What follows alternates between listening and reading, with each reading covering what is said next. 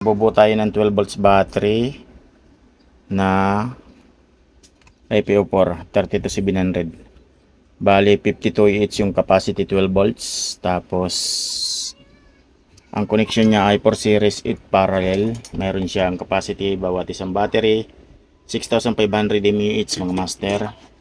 At syempre meron tayong BMS na 60 ampere. Sakto lang to sa 52 capacity. At mayroon active balancer na 5 ampere capacitor type mga master. At ito yung kanyang mga wire. Ayan. Siyempre meron din yung casing mga master. Kaya ganyan ang forma niyan.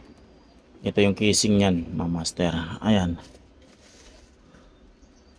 Okay. Pang 55 na casing mga master. Luwag pa to.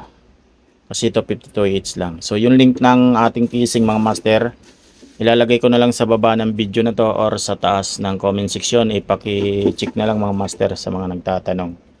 Ayan. Sakto lang yan 52 sa casing na yan.